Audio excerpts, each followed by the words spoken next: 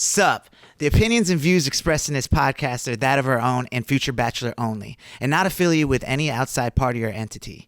This fun podcast may include some adult language. Future Bachelor Podcast. Welcome to Future Bachelor. My name is Sai. I'm Veronica. And who else we got here? And I'm Melissa. Yeah! Wow. Episode 107. Isolated. I am. Wow, that was. What do was you like guys think your of my own opening song personal right there? karaoke. That was a lot. Yeah, so let me explain a little bit. I wasn't ready. Yeah. Have you guys ever heard of the group Together? I'm gonna say I don't believe I have, Okay. and Melissa's shaking her head. Well, back in the day, like when I was growing up, MTV had a show called Together, and it was about a boy band. It was a fake boy band, and they had that song, that single. It was called "The Hardest Part of Breaking Up," and like in parentheses is "Getting Back Your Stuff." And like, so I just always remember that song. And I don't know what. I was going for a walk with this girl, and she kind of was like talking about like fake boy bands, and I was like, oh shit. So it reminded me to play that song, and you and your walks with girls. Dude, don't act like there's much more to do these days. Come on.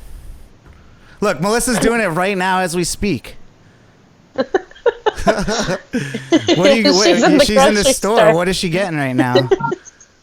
We're doing tacos tonight. This is Mark. What up, Hi, Mark? My roommate. He lives with me, and he is a wonderful, wonderful chef. And so, but we go to the grocery store every day because otherwise we would go crazy. Yeah. Well, I appreciate you coming in and being a part of today's episode. This is definitely we're getting used to a new normal now here with the whole streaming and having to be self-isolated and quarantining ourselves. And we thought, who else should we get on this podcast to talk about what's going on in the world? And one of the girls that knows most about it and at the epicenter of it all. Right now, you are in New York, and you went there to help out with the situation in the hospitals and what's going on. So I really appreciate you being a part of this today and kind of giving our listeners a little look into what you might be seeing from your vantage point. So we'll get into that a little bit later, but how are you doing since you've gotten to New York? It's been like 2 weeks now or about? It's been 2 weeks. It's been good. Like I said, I got really lucky to have such great roommates. The hospitals have been so supportive. The people have been so nice and so thankful. Right. Sorry, I'm just finishing up grocery shopping, and then we won't hear all my music. Oh, you're but fine. I'm No staying worries. in Spanish Harlem, so it's kind of Spanishy. Yeah, Spanish Harlem. Hell Spanish yeah. indeed. Yeah. Well, So that's what we're doing. We're just getting dinner, but it's been amazing. You're settling It's in been an all right awesome and stuff? experience so far. Oh yeah, Cool, yeah, cool. for sure. Well, V, how's everything been in your world? I forgot to turn off the AC, so do your thing, and I'll be right back. Go. Okay. Classic. It's been chill. I hate to say same old because we're week 4 of our self-isolating, social distancing, work from home. Lots of week 3 did another week of virtual trivia with some pals. We once again did not get first place. We keep getting so close, but we won't get. One of these days we'll get first. So we'll have to see. I gave blood last week, which I actually have I have a bruise still because they were having issues with. I know, which I don't usually bruise from it, but they were having issues with my blood flow, I guess. Goodness. So they had to kind of jiggle the needle, which was not ideal. Was not a fun time for me. But I'm happy I gave blood. I love giving blood. It always makes me feel accomplished, and I know during this time it's definitely a need, so it was great to do that. And then I guess this past week I've been starting to do some of my friends that I dance with and stuff. We started this whole little thing where we're doing our quarantine queen challenges. So it's not anything. I feel a lot of people we're getting hit with a lot of social media telling us to use this time to be productive and change your life, and we're okay, that's aggressive. We're being more okay, let's like try to do some things like that are just going to in general like help us feel better, and maybe just even be a nice little thing to like check off if that's going to help us feel good. So like just drinking more water, eating veggies, like making sure like we're getting like 20 minutes of some sort of movement a day, just so like we feel like more routine and sane. So it's been fun like catching up with some of my dance friends and like keeping each other accountable to like just like kind of like not being little couch potatoes all the time. Right. That's cool. We had our own little, once a month we have game night at work, and this time was the first time we did our virtual one. There was, some complications. It probably you've been like, you've been in it more a little bit, but I had fun, like, getting up with everyone, like, just, like, joking about, like, these games and stuff. Me and you have been playing a lot of FaceTime poker. I think that's been fun, just to sit down and play poker. Do you play, Yes. Melissa, do you play poker by any chance? Like, do you ever, I know you're out there, like, helping and stuff, so I don't know if you have so much free time, but do you not want me on your team. Nope. Mm-mm. No poker. No. Okay. Well, yeah. So that's been fun, and then I ended up doing that open mic, which you actually came to, V. So I appreciate you being there to rep. Yeah, that was cool. Tell the people what that it was a like. Cool little thing. Yeah. So it's like kind of it's run by one of your friends, right? Yeah, my friend Frank. Yeah, From who high like isn't he school. from your hometown? Yeah. and he's down here now in Atlanta, and like so he like gets some like local artists and stuff to perform, and it was super cool. So like you did a whole set, and you being you, which we know anybody who's this podcast listener and or follows us on our social media, they know how much you love a good setup. In your apartment. So like you had it all set up with your little like personal music logo, things like that. And so you did a couple of your favorite covers, some of your looping, threw it back to the middle, which was like one of our first episodes that was mentioned and on. And then you also did one or two of like your songs. You did one. You did "I Love You." I know you did that. I started it off with like a really freestyle version of "Adorn" and and all that. But I did do "I Love You" and a couple of my favorite covers like "Shape of You" and "Middle." But the cool part that like it was like I was really nervous because the last time I've done a long set was with that Christmas I did for The Office. I did like, 4 songs or something like that. But I've never done 4 songs like in a row live in front of people. So this was like really, and it was like songs I haven't practiced in a long time too. So essentially, it kind of pretty much went off without a hitch. Like I was really proud of the whole set, and it's available online on my Instagram and Facebook, and I'm throwing it up on YouTube here soon.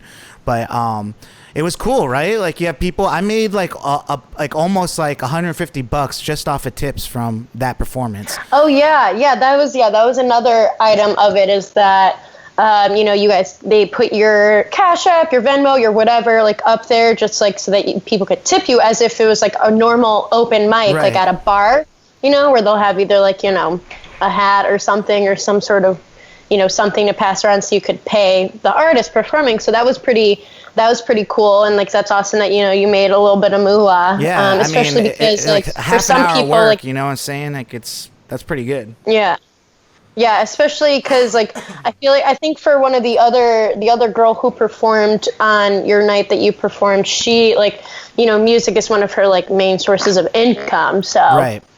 It's just cool to know that like even in tough times like I could still make money from like my bedroom. That's pretty cool. So you know what I'm saying? Yeah. That's very exciting, and I guess we might as well get into, I don't know, it's been a while since I've heard what a plane sounds like, but quick hits. What do we got for some quick hits, V? You technically hear a plane every week with this podcast, yeah, like a I know, fake but plane noise. I'm just trying to keep it fresh. You're wearing one today. Yeah, you're wearing one of your Fly Kids things. Yeah, man, rep it. I'm gonna kind of jump around, but so we've talked about it before, like a couple weeks ago, how we're like, okay, this quarantine's either gonna be like breakup fodder, or it's gonna like grow relationships, or it's gonna whatever. But there are some breakups that have either continued or happened in the music world that are gonna maybe make some good music. So Lana Del Rey and her former cop boyfriend broke up, and she was already posting like some voice notes of her, like, you know, she's the queen of sad bops. Like, we all know that about Lana Del Rey. Yeah. And so she was already posting like onto her Instagram, like some voice notes, screenshots of voice notes she was writing of some new songs. So one of them was like, I think it was like Quarantine, Geraldine and something like that. And then another one was, if this is the end, I want a boyfriend. And I was like, ooh. Yeah, she always has some pretty deep concepts there. So, but she took that down. So who's to say what will actually come out of that? But also Adele, it's been about a year since her and her now ex-husband split, but now like everything with the divorce is being finalized. Huh. And shit is getting pretty saucy, and it looks like she's gonna be like probably giving him, like, you know, he's gonna be getting like $140 million or something. Yo, no prenup. Yeah, it doesn't look similar to, I think we talked about it before, like when we were talking about Love is Blind, how when Nick Lachey and Jessica Simpson broke up, how like they didn't have a prenup, so like he got a shit ton of money from Jessica Simpson. Oh yeah. So I feel like similar vibes are going to be happening with Adele, which is like, I mean, it sucks. Like, I mean, like, it's awful. I mean, they have a son together, so it's going to be shitty in general. I didn't know Adele was a mom. Yeah, her son is like 7 now, which I didn't even realize that. So, but yeah, so just interesting. I feel like I'm going to be interested, as we talked about before, I'm going to be interested to see like what other relationships survive and either are strengthened or what ones like are disintegrated by all of this. Right. Because, I mean, it's hard being in, you know, either being together with someone maybe you weren't living with before, etc. It's hard in general, V. It's hard in general. Do you see that meme where they were like, I didn't realize I was married to a let's circle back next week kind of guy? Yeah. Yes. It's so true. People are learning so much about their significant others right now because they're like, wait a second, you do this? Because like it's not even the same as like just living with somebody, because like when you're just living with somebody, like you still have like your daily ins and outs and things like that. Now like we're like, you're isolated with somebody, so it's like completely different. It's kind of different right now, you know, for Melissa. Like, you know, she's actually away from her husband right now, like for 2 months. So Melissa, what has it been like, you know, being in a relationship and, you know, getting to know more people out there in New York and stuff? Like, have you felt like, you know, alone? Have you been feeling like you've been meeting some good people around you and stuff? Like, how's your state been as far as relationships go? It's been pretty good. I mean, like I said, you saw my roommate just a minute ago. He is actually a very like famous, good French chef, and so he is just cooking for me every night, which is, you know, terrible. I'm really suffering. And then my other roommate is a student from Peru. She's really nice. We had some roommates that were not so nice, that were definitely on some kind of substance, but they were quickly removed, so that's fine. Nice. And well, I was talking to Caleb this morning actually, and he said that he just like moved to your new apartment and stuff. So that must be nice that you didn't have to really move things. So shout out to him for completely moving our entire life for the past 6 years to a new apartment. Nice. Yeah, I can't wait to check it out. And he's been doing, you know, his online like workout things or whatever. So I've been following along with those whenever I can, which is really nice. But he's now doing them on the roof. So like if you do like an early morning workout, it's like a sunrise situation, which is nice. Yeah, you got some views now. Yeah. Dope. But yeah, he did. So I've been okay. Caleb and I are used to doing kind of long distance stuff. We've done it before, so it's not unusual, I guess, even though it's a little bit, you know, stressful. Right. Yeah, it's okay. Obviously. It's a stressful time. Well, what else we got for some quick hits, V? So we recently found out, in the wake of all of the Tiger King and everything news and drama, a tiger at the Bronx Zoo, along with a couple other, I think, big cats at that zoo, contracted COVID-19 from an asymptomatic zookeeper, they think. So that's, I think it's interesting that story popped off, because it's like, first of all, who was like, oh no, this tiger has got a dry cough. I want to know how that came about. Yeah, how did they come about to he's test eating a an tiger? antelope, and he's like, it doesn't look like the tiger's really enjoying him. I don't know if he can really taste the antelope right now, or the baby deer it's eating. I mean, seriously, this is ridiculous. How do we know the tiger has COVID? Why are we testing? Why does the tiger get a test before I get a test? What's going on here? So do you want the factual way, or do you want a funny way? Which, Let's which I want both. I want both. Yeah. Well, so we know that this came from bats originally, right? Yeah. So then if you remember, first week of it being really big, everybody was like, you can get it from your dog. Ah, right? Yeah. But you can't. But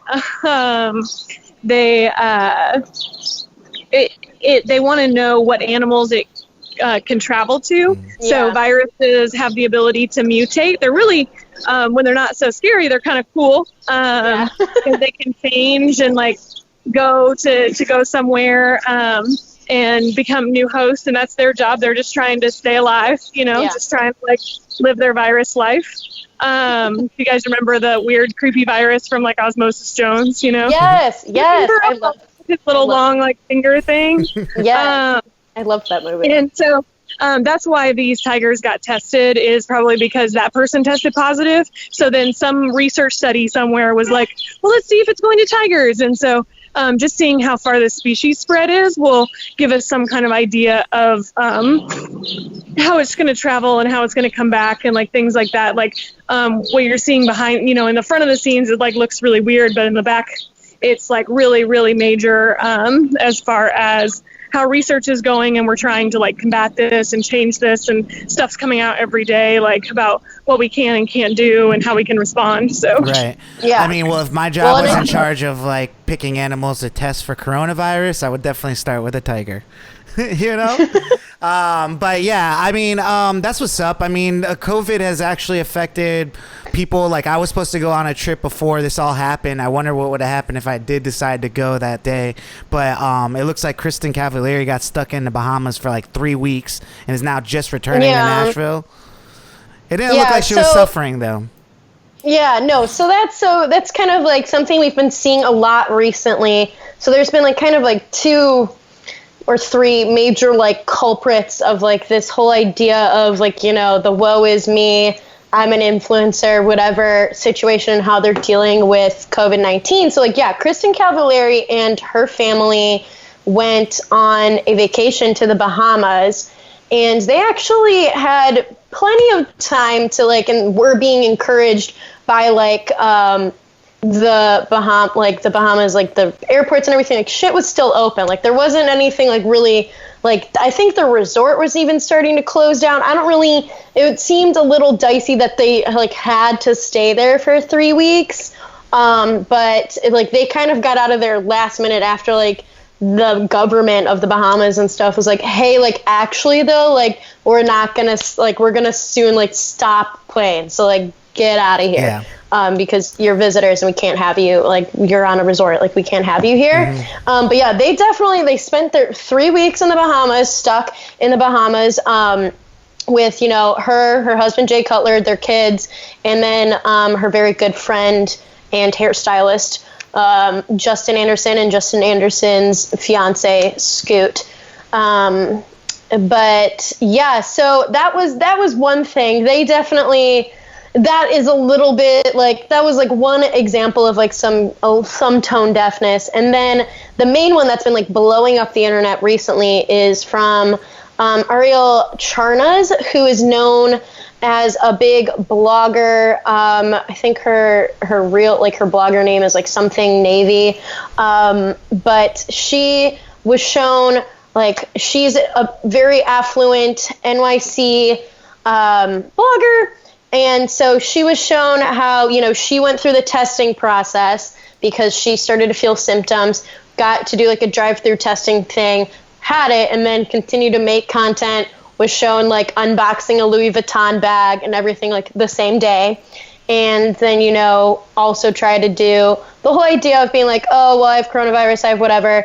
They self-quarantined her husband, her girls, and then their nanny, because I guess their nanny was also feeling it. So they all just like huddled in together, and the nanny got to live in with them.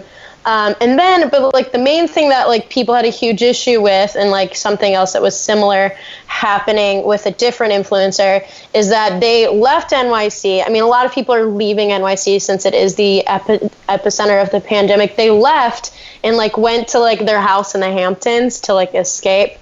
People like, she was getting a ton of backlash, as well as one of these other influencer, her name is like Taza something, is the other influencer who, to escape New York City, her and her family got an RV and they're traveling across the entire United States, which I feel like that's a bigger issue, because it's like you're going to be touching you're going to be touching everything on all these stops along, like on your way throughout the entire United States. So what, they've given a term to these people, calling them COVID-idiots? Yes, which I think is clever.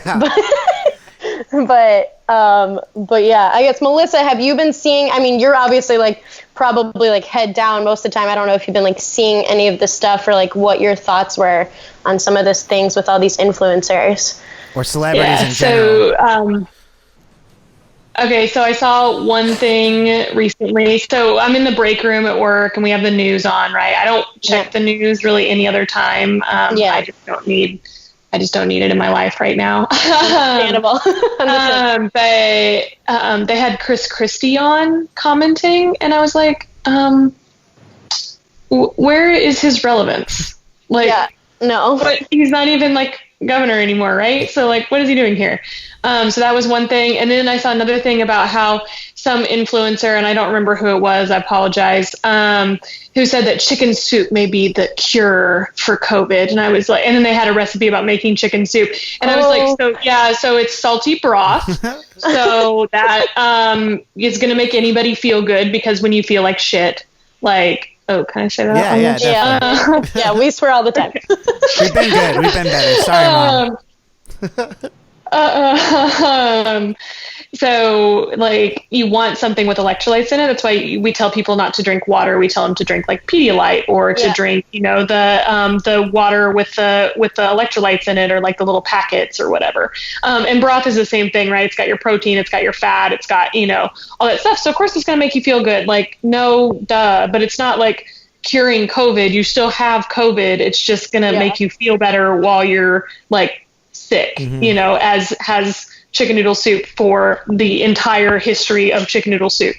So I was just really like, the things that people are coming up with. And I saw a thing about like tonic water, and they were like, oh, it has quinine in it, which is true, but it has so much less quinine than like anything like than it used to. You'd have to drink literally like 5 gallons to get like a good dose. And I don't know anybody that's out here chugging gallons of 5 gallons of tonic water, and you can get quinine from apple cider vinegar actually. So that'll be the next thing I'm sure that's gone after toilet paper. I've been seeing a lot of people like taking shots of that stuff, like saying it. Yeah, I mean, that's also good for your like metabolism. Apple cider vinegar is great for your body in general. Like, I mean, that's gonna like, it has a bunch of different stuff. But I guess like, Melissa, what are your thoughts on like a lot of these like influencers like showing themselves like either like, going like escaping from New York City or whatever, like in RVs, or like escaping to the Hamptons or things like that,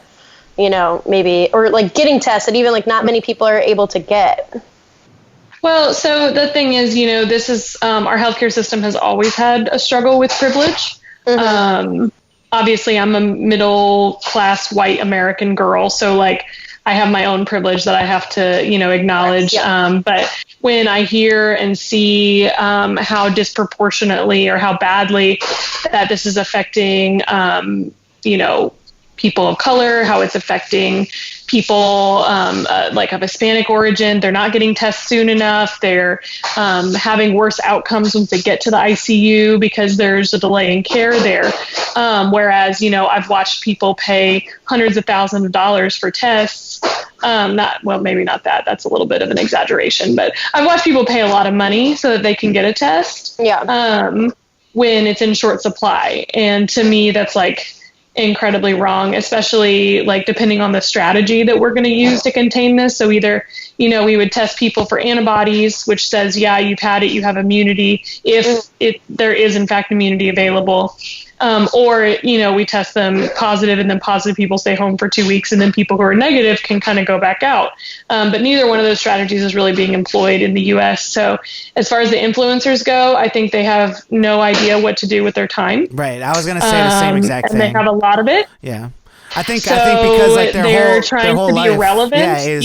is showing what they're doing all the time, and it's like right now everyone's going crazy because they're like, usually they're showing how cool their life is, and how it's like, what do you do when, like, how do you show how cool your life is when you're stuck in your house? Like, you know what I'm saying? So that's where I think a lot of people are starting to come off a little corny, in this COVID stuff. But or just even like more than corny, sometimes like tone deaf, right. or just like insensitive, depending on like sometimes it's corny because like they're singing Imagine, and then that even starts to go into like the tone deaf thing, or like sometimes it's corny if they're like saying like, oh, it's like being in prison and they're like in their mansion, Right.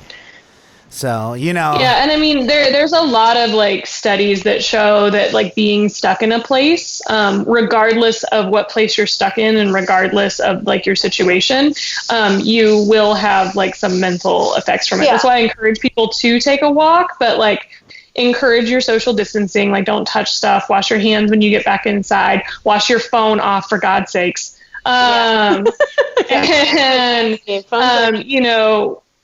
like trying to create a schedule for yourself. So don't stay in PJs all day, every day, get dressed, put makeup on, do things that are normally, normally like part of your routine, because your routine is different. Like, I've seen a lot of people that have kidney infections because they're not drinking water, because they're not in their normal place. So they don't think about drinking water, Yeah. So finding ways to take care of yourself is good. And I try and look at this also, and I haven't seen a lot of it. Mostly I've seen a lot of negative things about how like crappy the situation is and blah, blah, blah. And I'm like, okay, well, first off, at least you're not dying. Yeah. So let's go ahead and start with that one. And then two, like also this is a time that you can really look in on yourself and look at what you want to do and what kind of person you want to be. And there's a lot of time for you to like work through those things. And like, you have access right now to the resources and different ways of, not necessarily like improving yourself, but really kind of understanding what this means. It's another like fundamental thing, just like we lived through 9/11, and that fundamentally changed us. This will as well. So I look forward to seeing people maybe get over the fact that they're stuck in their house or their RV or whatever, and maybe start thinking about what they can do or what kind of person they want to be after this is over. Well, a cool thing that I've been seeing that is actually what we're going to talk about next is this T-Pain versus Little John. Now, this all started a lot with Timberland and Swizz Beatz. They were, they're online a lot, showing their music. They, I think, did a battle and everyone tuned in. They did. Where essentially they're playing their best songs that they produce, and they've done songs for anywhere between Jay-Z, DMX, anything. So, it was a huge battle and everyone tuned in, and they started like getting other artists, like songwriters, matching up and having them do like songwriter battles. And this past weekend I watched the one with T-Pain and Little John, which was like really cool. So good. I mean, you forget how many hits these guys have created, and they just go back and forth, and it's all love, like, but it's just really cool to see, celebrities finding this time to like create content from it's like recycling their own content to create new content in this strange time where people are looking for things to watch, so and then like, so because like this is becoming so popular, and it's like really like, it's like almost like a fun, almost like personal little concert, like, because they're like vibing back and forth, and like if you're a viewer, you're just watching and you're listening or whatever, and it's just a lot of fun too, Yeah, they're just, I mean, like, yeah, they're at home. They're like, it's not like I'm going anywhere. They're like, indulging in some drinks and maybe some drugs and like whatever. But then, so because like they're trying to like keep it going, like seeing who's going to match up next, 2 Chainz like took to his Instagram and was like, okay, like we got a rep for the A, like I want to battle somebody. He's like, I was trying to think who I could battle, and he like kept throwing up. He like threw out like different people. He's like, nah, like like Snoop Dogg, like he's been in the game for too long, like he's like that wouldn't even be a fair fight. And then he was like, Lil Wayne has started all this, like he's like, I can't go against Lil Wayne. He was like, Meek Mill, I think we'd be a great match, like let's go against each other. And Meek Mill literally responded to the comments being like, I'ma like politely like bow out, brother, like thanks for the offer. Yeah, he doesn't want to lose another battle, that's for sure. Meek's like, ugh. Yeah. Well, speaking of battles that he lost to Drake, and Drake. Yeah, that's Drake has come back out, and he's put out a new single this past week. It's called Tuesday Slide, and yeah, he's really trying to get that TikTok money now. And yeah, I was about to say, I'm like, it's the perfect song for all these TikTokers because it's like, left, like it's like it pretty much chalks out the movements to a TikTok dance. Right. So I mean, so my theory on it, is the fact that like right now everyone's trying to figure out ways to make money. And I think 2C is like a dancer, so he like collaborated with some like dancer to create this song. And right now, everybody and their mother, like if they didn't already have TikTok, I'm seeing people like start TikToks. Like my cousin started one, and it's crazy. I saw it. I saw your cousin. It's crazy to see him because like you would never think like this person would start TikTok, but here he goes. And now he's like 5 in, and it's like a normal thing. Now he's like a TikToker. Now he's like all into TikTok. You know what I'm saying? So it's like, I know. you really got to invest in this thing. But it was smart for him to come out with a song that everyone's gonna TikTok to because that's actual like money. I think like now you get money for those spins. Like every time someone makes a video with your song on it, like it's someone's getting credit for that and money. So the song was kind of came off a little corny to me. The more you listen to it, I mean it is. The more you listen to it, it's a vibe, I guess. It's a vibe. It's kind of a bop. It's not a slapper, it's definitely that's for sure. No. I mean, it's definitely of the moment. It's definitely. I've seen. I mean, I haven't really posted like any TikToks. Like I have posted like one with my cousin back like when she got me onto it, right. And then essentially we do TikToks like every week for our promos. Like I feel like that's like what our TikTok is. We're just not like the reason why I think TikTok's kind of corny is because like as a person that likes to be like tries to be original and do like creative stuff. It's a fun app. Like I'm definitely hating on it, but like there's a factor of like just watching like a template and then like dancing it out and feeling like you did something, like you accomplished something. Like first of all, like most of the people that created the dance don't even get like that much credit for so no. And it's just like a bunch of people just seeing something funny and then recreating it and thinking that they're funny too. There's nothing worse than seeing someone create a meme or like one of those like funny videos, but you've already seen it before and they just completely stole the idea and did like you see like 3 of them in a row. You're like, this is completely whack. Like they stole that from the old guy that stole it from the teens, like So, but I'm just kind of I wonder what the countdown is until I get this TikTok going when I'm like really gonna start killing it because like are you gonna like turn into like Jake Miller and like start making random like quarantine songs? I don't know. Those are fun. They're good. They're pretty good, but like even he is kind of corny. Like what I'm saying? Like it's corny because like he's not the first person to come up with quarantine songs. Like what I'm saying? He's not the first person to use like household items to make a beat. Like so I like what it is, but like even him, he's seeing somebody else do something and he's doing like kind of copying an idea. And so for me it's like but look at like 3 weeks ago, me and you were like making fun of people that are just going live now for no reason.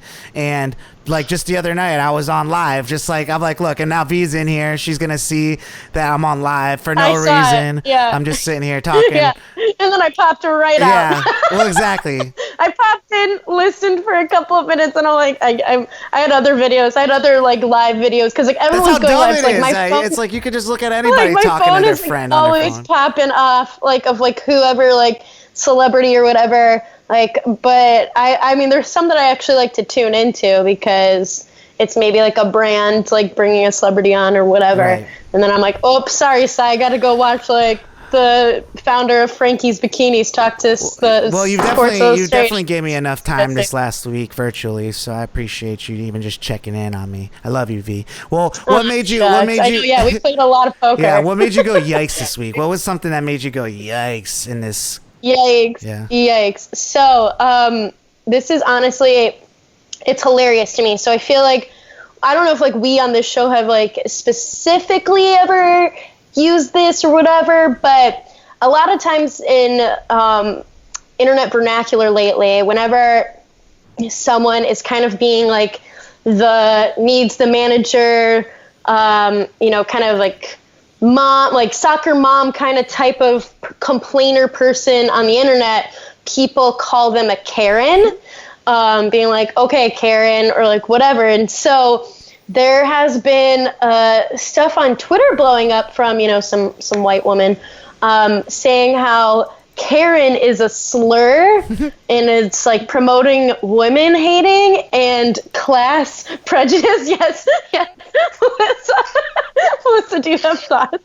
Yeah, I was gonna, Melissa, do you have thoughts? They're making it like a racial thing, like against Well, I white mean, women, which as I've said before, you men can't have really stan. white They have men stan. can't be You know what I'm saying? Like- Like, you're a stan. Like, you know what I'm saying? You're a stan for someone, you're a stan. Like, if you're a Karen, you're a Karen. Like, no one's, like, making fun of Karens. Like, they're just making fun of the idea. Like, and I've heard it not as just Karen. Like, I've heard it also as, like, Carol. Like, you know what I'm saying? Something Yeah, like that. I've heard it as like Brenda. Brenda doesn't even... I like Brenda. That's so outdated. No one names their kid Brenda anymore. Yeah, I mean, I think you have a lot of people who are very privileged who maybe don't understand the victimhood that they're claiming Yeah. is not always justified. No. So that's something that I think, again, as we talk about, trying to better ourselves and trying to do different things. There's a really good person. She's on Instagram. Let me look up her book title because I can't remember. It was an Instagram challenge that I did about acknowledging your own privilege and your own racism. And I can find it so fast. I just really wonder, like, who called her Karen, and like, she was just like felt so offended. She was like, "That one hurts." Like, you know what I'm saying? Like someone getting called like the N word or something, the F word or something. She's like, "How dare you call me Karen? The K word." I think yeah, it's me and white supremacy. Combat racism, change the world, and become a good ancestor. Ooh, I like that. I'm gonna have to look that book up. I mean, I've got plenty of time to read, but I just think it's so fascinating. Yes, like the whole claiming the victimhood thing. I think it's so fascinating to see like these, usually higher class, privileged white women coming in saying that this is promoting classism and like racism once again, like against white higher class women. I'm like, well, like what? Like how are we supposed? You don't get to claim victimhood when you are the top. And there are things that women do get to claim victimhood about. Like our rape statistics, our domestic abuse situations, our pay inequality, our respect inequality, so on and so forth. Like, yeah, those are things that that we might be able to discuss, but also fundamentally. We are not as affected as our sister like Black women or like Native American women who are going they're missing and murdered Indigenous women. It's a huge problem. So recognizing that yes, there is space for you to say, yeah, this really sucks and it hurt me and it affected me, but there's also space for you to say, how can we all come together and how can we be better with each other? Yeah. I mean, and supporting each even other. if you're being called a Karen, like usually it's because like you have no like care about other people, like, you know, you feel like your way is the way, you're talking down to people, like, you know what I'm saying, like you feel like you're gonna get your way, like, you know, and usually you're trying to make it about yourself. It's like usually someone going up to a customer service person and just expecting them to do everything, like, you know, for them because they're the customer. It's like the customer is always right type person. If you're like that type of person, and you will not give any compassion or anything, knowing that the other person is a human being, is there to help you, may not even be able to help you, but will still there take a beating from you, you're Karen. Like, you know what I'm saying? So the funny part is like, I wonder if there's like a male equivalent to Karen, like, you know what I'm saying, like, could a guy be called a Karen, or what would the guy's version of Karen be? Well, so unfortunately, you're dominant, as we just talked about. Men are born with a lot of privilege, so there's not a lot of things against men in general. I'm trying to think like what. Yeah, brown man. I'm trying to think what a male Karen would be like. If like what dude? I feel like that's just like a Chad. Like yeah, we do have I guess Chad. there is a Chad. There is a Chad. That's Chad. Fair. That's fair. But Chad is old too. You guys know Chad has been around since like the 1800s or some shit. Yeah, like Chad is definitely like a dude who, you know, thinks he, like, you know, he's like, you know, do you know who I am? Do you know who my father is? Kind of guy who's like, I'll get away with whatever I want because he's a lawyer. Because I'm a Chad. Here's my yacht. Hey, like, kind of V, your mic is getting a little muffled once in a while, so just check for that. Sorry. Also, I'm getting too excited. No, you're good. You're good. Well, V, why don't you introduce Melissa and me to our main topic this week and what we want to talk about and stuff. Well, I just kind of wanted to talk about just even Melissa and her experience being in New York City, and just kind of because I feel like obviously like you and I, Sai, are very healthy young people, and you know Melissa's a healthy young person, and she's out here working and seeing kind of a lot of the different effects that we can't see, and maybe aren't privy to just because of what, I mean, we both work in media, but like we know I wanted to kind of preface it from my perspective too. It's like, you know, you know me, I'm not like, I need to see things like happening, like, you know, for me to kind of believe it. And, you know, I wanted to have you on this podcast today because a lot of times, like, I need to see that perspective to really, I don't like to just like get my perspective from just anywhere, or just because like that's what's the word on the street or whatever and stuff. And, you know, you're, like I said earlier, you're at the epicenter of what's happening right now. New York is one of the most stricken places with this, and I kind of just want to know what you're seeing from ground zero, you know. So take it away. What you got going on out there, Melissa? Yeah, so I came up to New York to work as an ICU RN. I work as a nurse practitioner as well, but I haven't been out of the ICU that long, and they needed nurses more than they needed providers at this point. I can tell you that my very first patient, I work on a COVID unit, so everybody's COVID positive, and everybody's in the ICU, obviously, so that's where I'm at. My very first patient is a 31-year-old mother who just had 2 twins who got COVID while she was in the hospital. She just got a trach, which means she couldn't get off the breathing tube herself, so they put it in her neck. And she'll be going to like a long-term care facility to see how well she recovers. If she does. Well, I mean, so someone like her, without, you know, having whatever you can say, like what kind of like medical history did she have? She didn't have a medical history. Or like how did it get like none. so bad? Like what was like the reason why it got so bad? It can just be that bad. Right? It can just be that bad. That's it. It can just be that bad. Well, all right. So on the flip side of that, you know, I've definitely seen people who are to say they have it, you know, they tested positive for it, but they're self-isolating at home, and it's not as bad, like, you know. So, you know, I've seen people like doing like taste tests because they say one of the side effects is that you lose your sense of taste.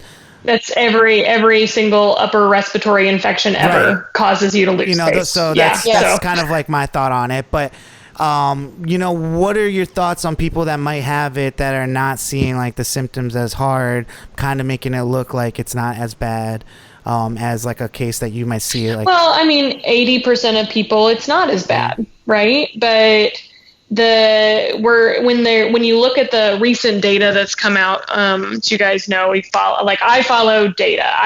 That's why I don't watch the news. That's why I don't look at like whatever, like, because clearly if we're touting chicken soup and Chris Christie, we have lost control of where our information is coming from. Yeah.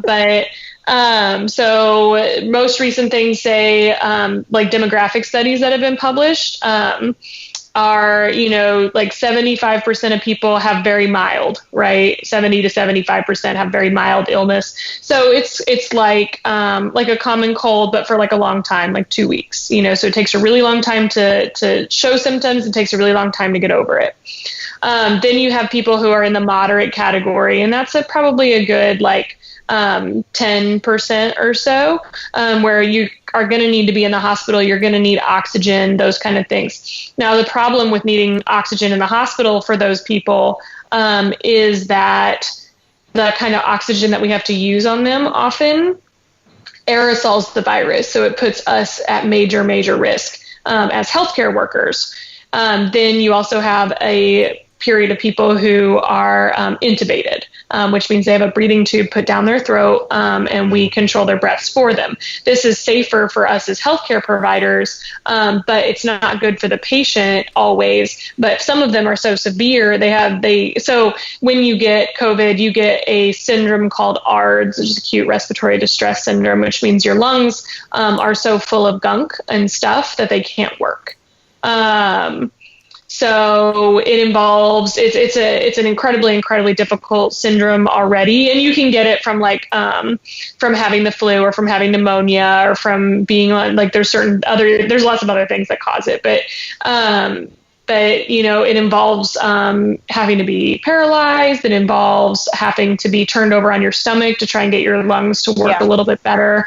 It involves an extensive amount of care and medicine. And the other problem is, like I just mentioned, it's a long time to get over this virus. Like, the median, which is the middle number of people getting intubated to getting extubated successfully is about 15 days. I mean, so that is that's what's causing the problem. So to the people that are mild, I am so happy that you got it. Stop that. Well, that's all right. So this is what I wanted to get into next, is that, like, over the last, week, you just left here, but the pollen count has been getting kind of crazy. So, like, every year around this time, I end up getting kind of sick, so, it's a terrible. Are you taking your anti-allergy pill? I don't typically take an anti-allergy pill, but yes, that's the first question I get asked. So yeah, I can look into getting some Claritin or something. But my thing is, like, as far as, like, me coughing and me, it's just, I'm not even one to think I have coronavirus or anything like that, because I don't feel like anything. I just have a cough, a couple days of not getting good rest and still kind of partying in my house here by myself. But regardless, with that being said, how do you not think like you have it or you don't? Like, what I'm saying? Like, it's just kind of like a psychological thing at this point. Like, It is, and it's in your head, so this will be an overshare, but I had a bunch of red wine when I got up here, and then I had some loose stool situations, and I was like, great, I already have it. Because diarrhea is one of those syndromes, right? And then I was like, no, you're a grown ass woman, and that this happens every time you drink red wine. So stop. But I kept obsessively checking my temperature and things like that, So a general rule of thumb is if you take the allergy pill and your cough goes away, it's probably allergies. If you take, the allergy pill and your cough is still happening, maybe it's time to self-isolate, right? Maybe it's time to start thinking about it. So I have the same thing. So when I get my allergies are really bad, I have to take an allergy pill or I cough like all day. But as soon as I take it, I'm fine. Mine is more of like the process of like it starts in my nose and like, you know, that'll get better over a week, but then it goes into my throat. So it's like now I'll cough. And if it's like really bad, sometimes they're both happening at the same time. And that's when it's really bad. But like, that's kind of like. So yeah. Take your anti-allergy pill. Thanks. I'm glad you're here. Yeah. Well, secondly, you know, I have a couple things I want to. It just kind of is like bring me back to like episode 69 actually when we had you on the first time. I just feel like questions just start flowing to me when you're here. But one of the things I want to talk to you about is, you know, now that we're about 3-4 weeks into, you know, this, you know, whole situation, how do you feel? How do you feel like social distancing is working or is not, and like how do you think? What is your perspective on it all? And as weeks go on, like how, you know, because people are gonna like, you know, after a week or another too, like people are just gonna be like, gonna probably try to start going back to normal, like, you know. Well, there are strategies that we can use to make social distancing effective. So we saw this in South Korea. You know, they did social distancing for a while, and then they did antibody testing. And then if you were, you know, immune, then you were able to kind of go back out. And then people who weren't kind of are waiting. And then slowly what happens. So as I talked about earlier, a virus is a host or needs a host to live, right? So if it doesn't have anybody it can go to, and it doesn't have anybody it can live on, it dies. So if we take away the ability for it to find new hosts, we take away its ability to spread. That's why when viruses are super fatal, like I don't know if you guys remember the SARS-MERS virus. So super fatal virus, same thing with like Ebola, super fatal virus. So it unfortunately kills a lot of its hosts before it can spread. This virus does not kill all of its hosts, and that's why its spread is so crazy. So that's why we have to do the social distancing. So I think, you know, if we were to continue to do social distancing and then do, you know, antibody testing and things like that, we would have a much better sense of control for it. But if we don't take appropriate steps based on what the World Health Organization is saying and based on, because it's changing every day, right? But these are just basic, like, quarantine kind of like, or, you know, pandemic containment maneuvers, you know, then we will have another spike and we'll have like lots of waves. So right now everybody's talking about like flatten the curve, right? But we would have like this kind of situation. I don't know if you can see my little they're saying like, you know, a second wave possibly in September or so. Because it comes back around. Yeah, well, no, I think it would be sooner. So if we start opening everything back up in May and people haven't been, you know, tested or exposed or whatever, then we're just right back where we started. Well, as far as, you know, like you said, things changing like every day. You know, at the top of this, I think maybe we might even had like a conversation early on, but the mask situation, you know, now this past week, you know, the CDC is strongly recommending and everyone wear masks, even to the point where now they're teaching people how to make their own cloth ones, which I've, you know, made. And I feel like, you know, I definitely see where people were like, you know, cloths don't, but like when you fold it up a couple times, it's pretty hard to breathe and hear, like, you know, through those things. So I kind of wanted to know, you know, a month into this now, like, you know, what is your take on the mask situation? Yeah, so that came from my understanding. Obviously, I'm not the CDC. From my understanding, they were looking at Asian countries, and there's one particular model that showed that we could reduce viral spread by 10% by having everybody wear a mask. So the reason you wear a mask is to protect others from you. It is not to protect yourself. So it will not necessarily wearing a mask. That's the biggest misconception. Like everyone wears it like it's protecting them. Yeah, but it's not. And then, you know, I see a lot of people, so masks and gloves both give you like this really false sense of security. So then you'll find people like wearing it under their nose or like they'll pull it down on their chin and then they're like talking and it's like, it's not helping. Yeah. So the reason that came out is because they were looking at Asian countries and they said, oh, well, we could reduce our spread by up to 10% by stopping asymptomatic carriers or people who are carrying it before they know that before they're showing symptoms. symptoms from spreading it to other people. So 10% is a big number when we're looking at the kind of numbers we're looking at. Yeah. So that's why they recommended the masks now, is because that's already culture, or part of the culture in a lot of Asian cultures, is to wear a mask outside, or like when you're sick, or when there's that kind of risk.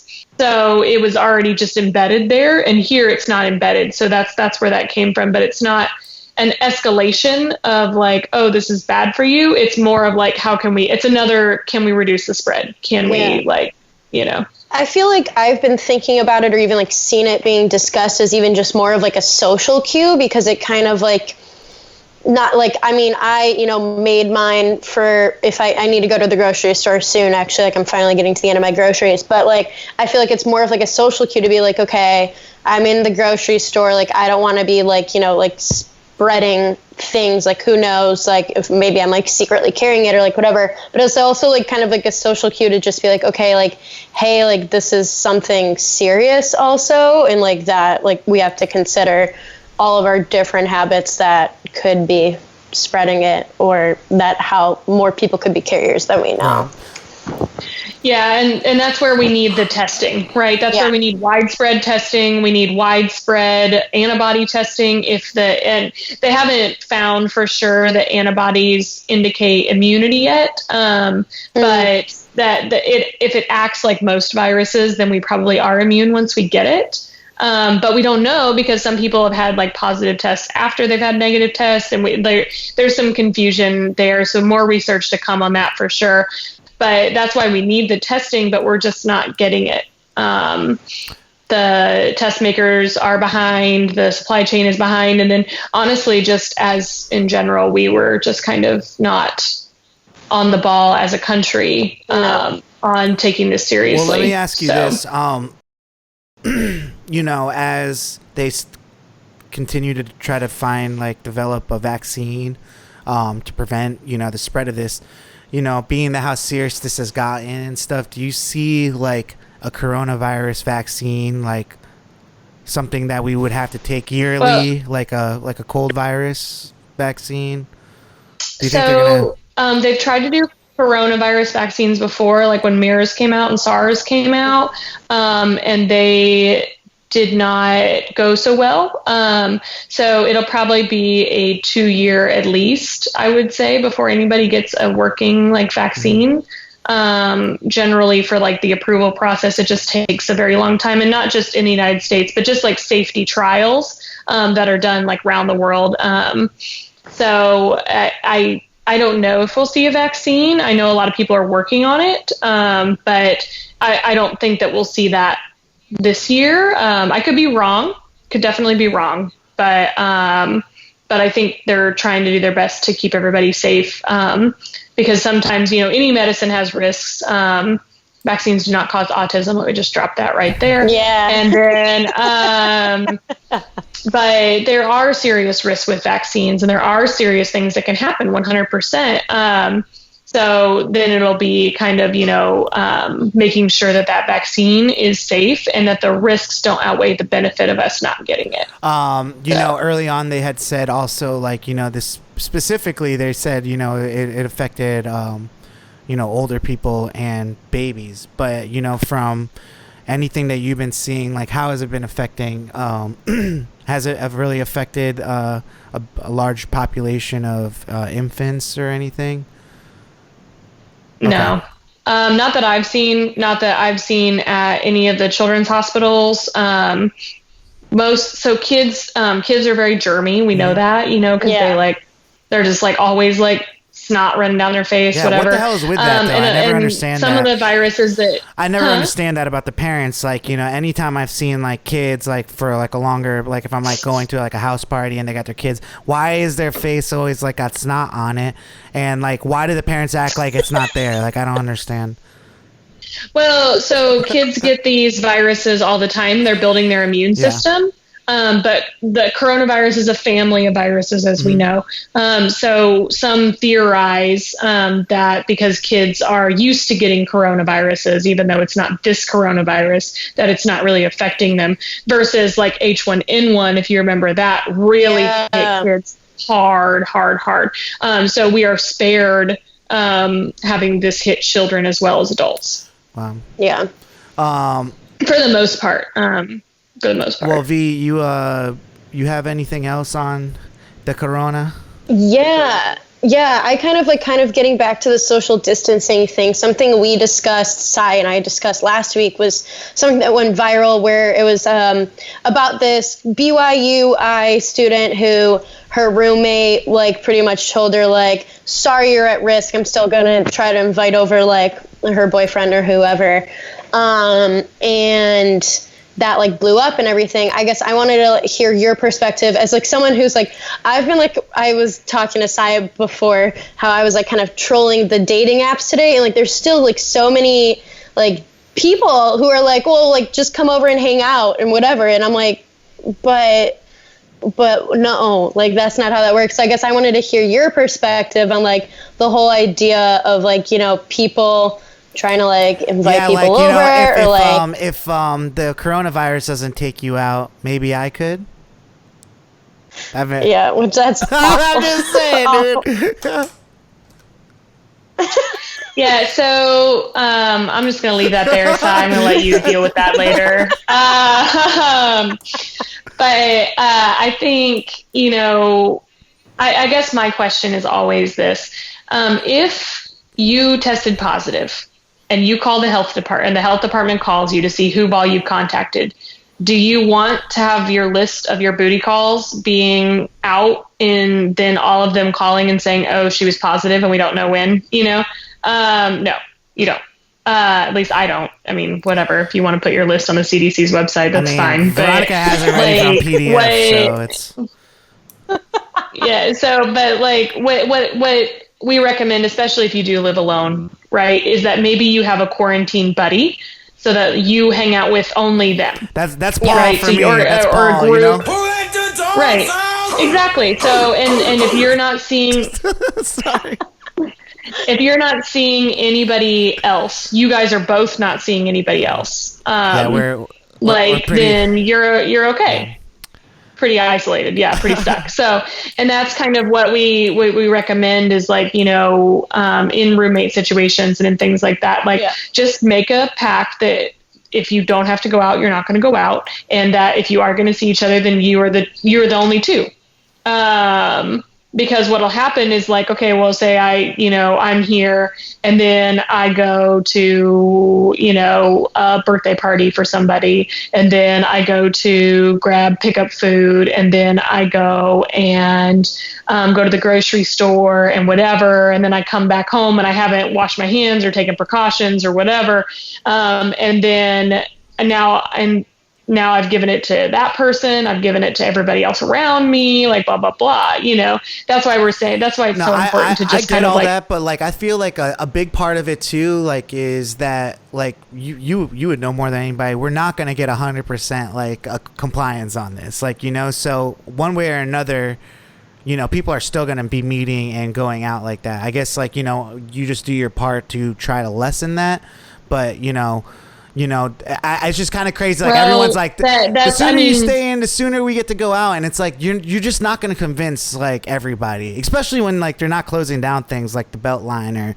public parks and things, you know? Well, and that's what, you know, like just now in France, they banned jogging from 10 a.m. to 7 p.m. You know, that's like a great idea, actually. We could. So here's the thing. We could make this more serious. Our country is not choosing to respond that way for a variety of reasons, but I agree. Let me ask you this, because I know, you know, both you and Caleb, you know, definitely have been affected job wise from this situation.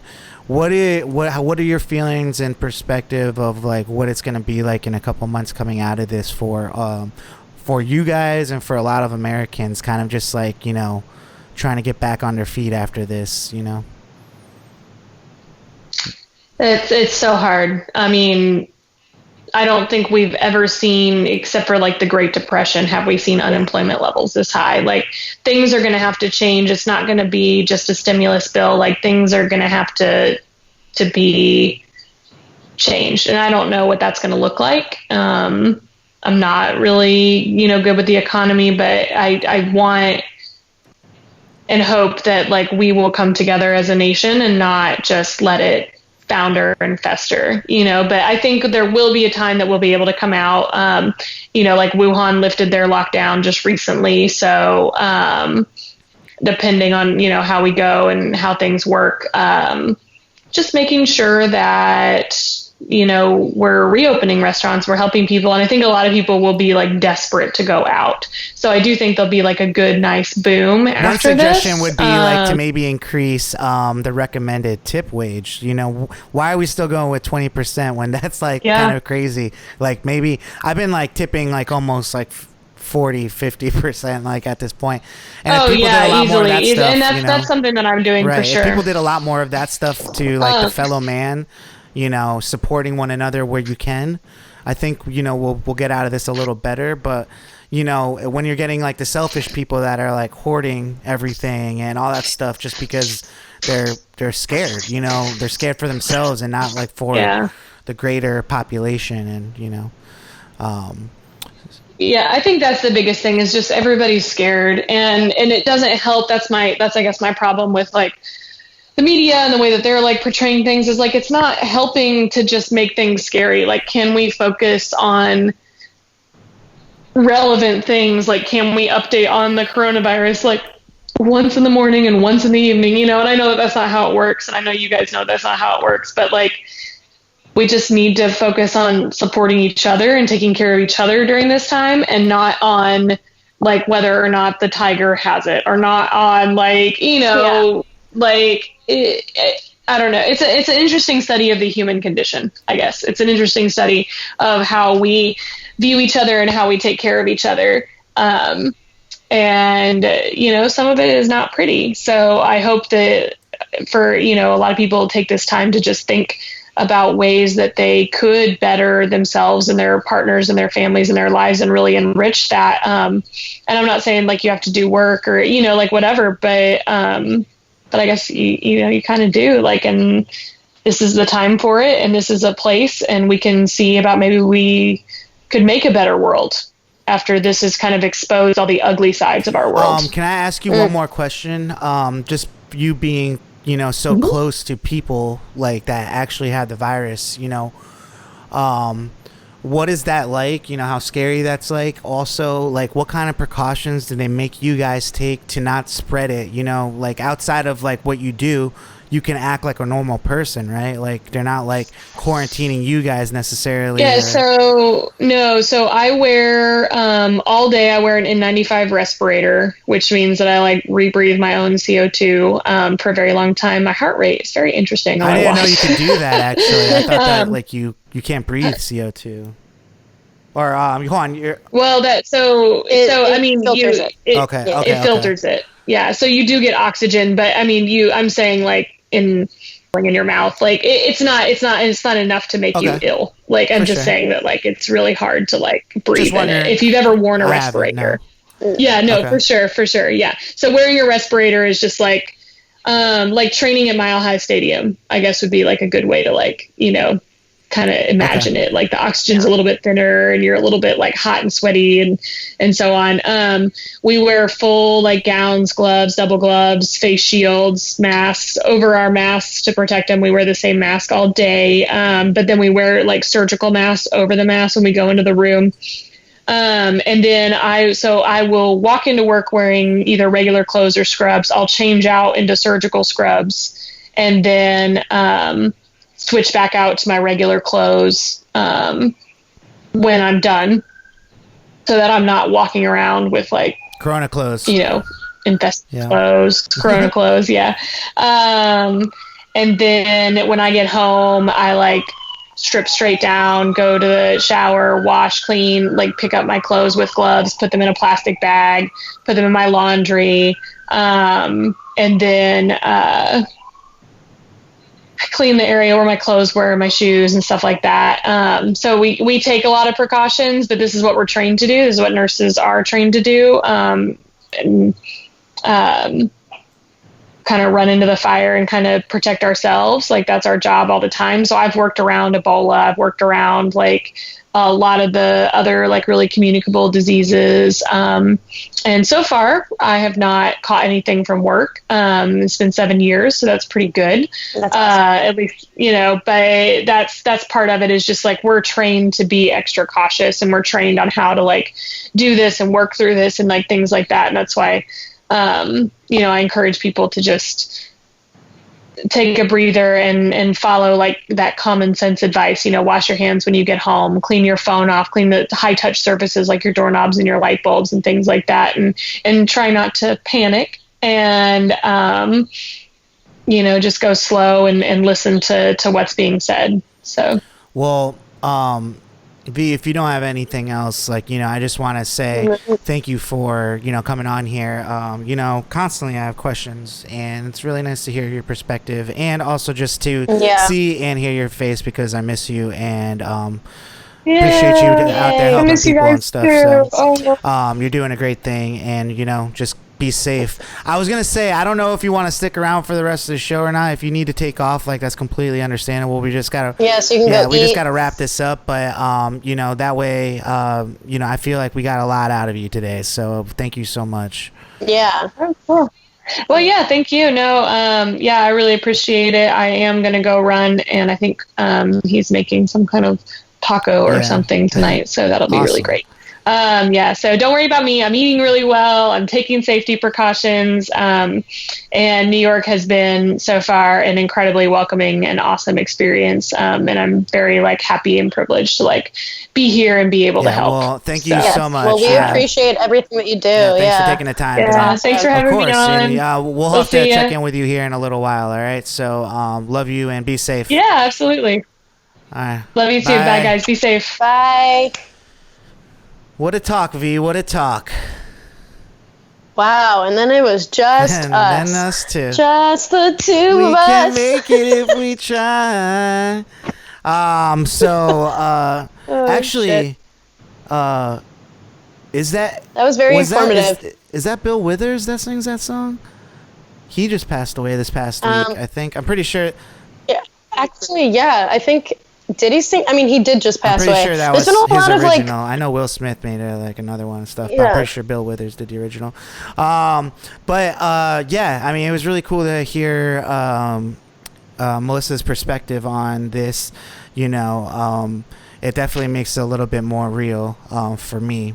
And people will be like, "How is it not real for you yet?" But I mean, I'm just that type of person that needs to, really see it and feel it, and for myself to really grasp, understanding of things sometimes. And that was super helpful, and very sweet of her to be able to, hop on and give us her time. Well, yeah, and I'm sure we've got plenty of listeners that are like you, and I know my family's personally affected by it right now. My Uncle Joe is still in the hospital with it.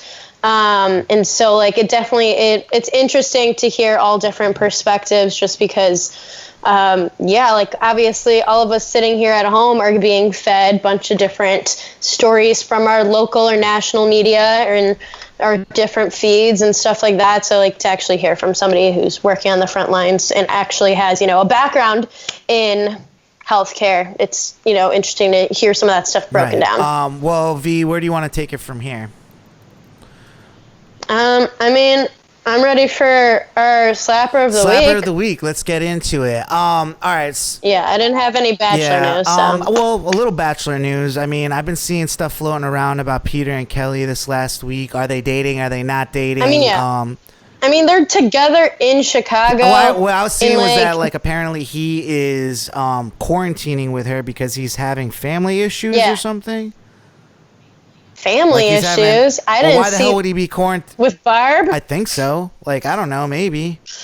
Why the hell would he be quarantining with Kelly's family and not, Well, yeah, just with, he's with Kelly, and then they've been hanging out, I feel with one of the other Bachelor Nation people, Dustin or whoever, and so they're also trying to battle with the quarantine crew, they're trying to there's no winning. The quarantine crew has that on lock, and I know, and even if you try any harder, you're gonna come Hannah, off even cornier. Don't. Yeah, Hannah Brown actually was like she went back home to Alabama to be with her family for the rest of this because and like she's like self-quarantining there after being in Florida for a while. See, but like the rest of the crew, all this, like, you know what I'm saying? Like, if you can just like quarantine for 3 weeks, go on vacation, and then go back home to your parents, like. Yeah, I mean, yeah, that's why I feel like. I mean, that gets iffy for me because I feel like that's like not super. That's like not like super great precautions because like obviously like they were all like just hanging out with themselves, the quarantine crew, but it's like what they were like out and about in Tyler's Florida. Friends than her friends. Like she was there with Tyler. Those are like Tyler's old school friends. So now she's back. Yeah, Tyler and his brother and stuff like that. So yeah, it's just interesting. But yeah, they're definitely dating. I think like they confirmed it in some live or something, or like they sort of like Someone hinted else, I at think, it. confirmed it. I think it was somebody that let it slip. Like they hung out with them that weekend, or just Yeah. I forgot who. Oh, it was Clay. Yeah, it was so, Clay. like, I think it was Clay. It was Clay. Yeah, because Clay's also in Chicago. But yeah, I guess that's interesting. I'll have to read more to see why. Yeah, why did he go to Chicago? I don't know. Like, I've been was the seeing plan Peter's TikToks, and they're just so cringy. It's horrible. So bad. I want to know, like, who told him? I'm sure Barb did because she's definitely, like, she grooms those little boys. She's a total boy mom in that sense, where I'm sure she told him at one point that he was a good dancer, and then now he's out here making these TikToks thinking like he's some hot shit. And you know what? He's not. So just shit. Just shit. Well, I kind of wanted to introduce our slapper of the week.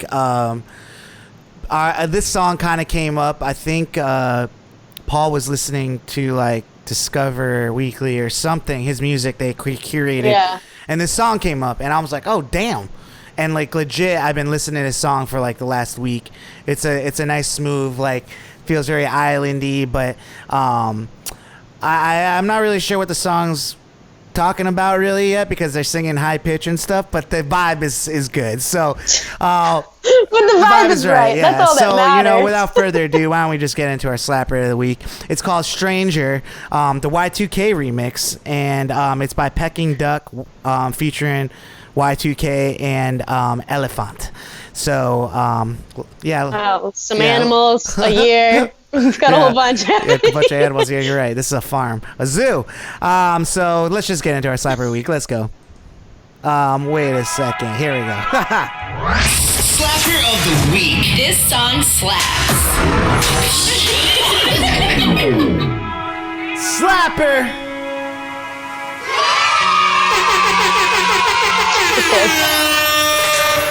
Our slapper of the week, Stranger, Y2K remix by Peking Duck, featuring Y2K and Elliphant.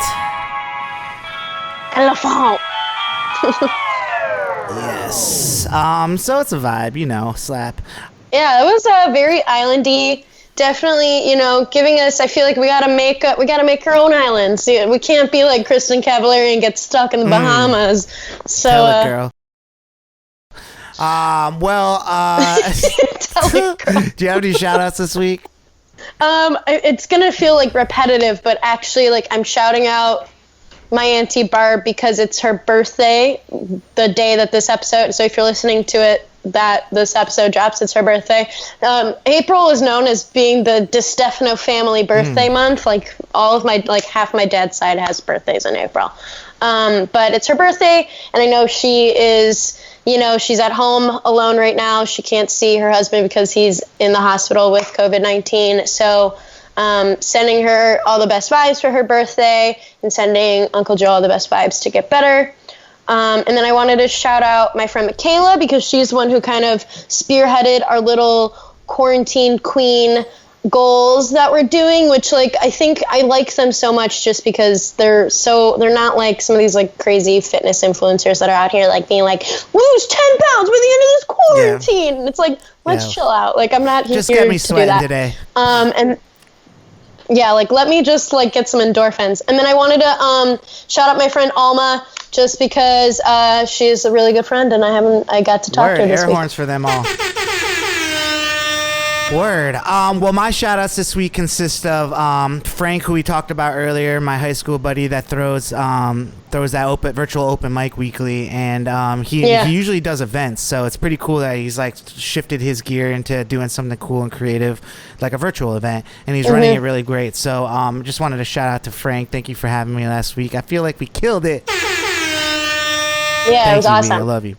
And then of course we have to shout out Zach Sims. His birthday. Shout out to Sims. His on birthday. Monday, the 11th, I believe. So yeah, shout out happy to birthday, Sims. Love you, bro. It's the 13th. It's 13th. Yeah, I'm good right. with birthday. Monday the 13th. So yeah, shout out to Sims. Love you, bro. I miss you. So we miss you. Yeah, I mean, another weird week of. It's like we're on like permanent punishment. Another weird week. Another weird week. Another weird yeah, punishment or something like that. But I'm actually. People have been saying like, Sai, like, how come you seem so like happy and stuff, and I can't help it. Like I'm just different. Like my outlook on this shit is just different. Like, you know, I'm really trying to take advantage of the time that we do have for ourselves right now. And and you know, doing things too, like, you know, I just bought a treadmill that came in today. You told me about so that. I have a treadmill. I'm gonna be running miles in my own living room now for like, you know, until summertime hits, because, you know, when summertime bod is ready, you know, it's gonna be ready, and no one's gonna I don't want to be one of the ones that are coming out like all fluffy and stuff. So I've seen like people like who are like running, like if they don't have a treadmill or whatever, they're like creating their own like running path, like in their apartments. Or I saw somewhere online that someone ran a marathon doing laps on their driveway. That's insane. I would lose my mind. I'd lose my mind. I can't even run on a treadmill, because for me that like I feel like I'm going nowhere, and it like drives me crazy. So like power to you. My thing is that like I like to be able to just like knock out a mile, 2 miles, you know, in a like, you know, between 15 minutes or something like that, and just like go back to work. Like, you know, I don't like the whole idea of having to go outside, get like, you know, it's just outside is just nasty right now anyways, and like with that and just like the whole, you know, COVID-19 thing out there. But you know, I don't know. And it was pretty inexpensive. Like, it's like a $200, $300 treadmill that's compact for, you know, a nice studio apartment like mine. But, so yeah, I'm just like, you know, trying to stay positive, and, you know, like, it's weird. I still feel like I'm still seeing you a lot, you know? I know, playing poker, beating me in poker. I was doing well. I have to get like my I realized that I'm actually pretty good at poker. I didn't even really know, but well, you also got like a lot of really good hands. I just play when it's like when it's good. Like, you know what I'm saying? I can't help the hands I'm getting dealt. I know, but I've been building up. I have more money, so I'll be ready to play again. Well, yeah. So just, you know, try to find the good things in every moment in our lives and stuff. So, yeah. With that being said, I guess this is a conclusion of episode 107. Next week will be 108, and another week of us talking to each other over the computer. So, yeah.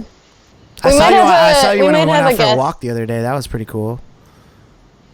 Yeah, that was that Monday I went on a lot of walks. I'm gonna probably, after we're done doing this stuff, I'm probably gonna do a little workout. Yeah, I went on a walk with someone cool this week. Okay. It was cool. It's like it just took a pandemic for me to spend one-on-one time with somebody. I didn't know. Oh my God. No, but, so yeah, guys, next week, you know, we're going to try to keep some guests coming through here and stuff. So we'll see what happens, but it seems like it's working out so far. Yeah. It is what it is. If Jimmy Fallon can do this, we can do this. So yeah. Jimmy, both that's you right. All right, guys. Well, this has been, okay, we love your work. If you want us on there as guests, it'd be great. We have the whole setup. All right, guys, we love you. This has been Future Bachelor. My name is Sai. I'm Veronica. And we'll see you next week. Hopefully. Deuces! Keep washing your hands. Jesus. Future Bachelor Podcast.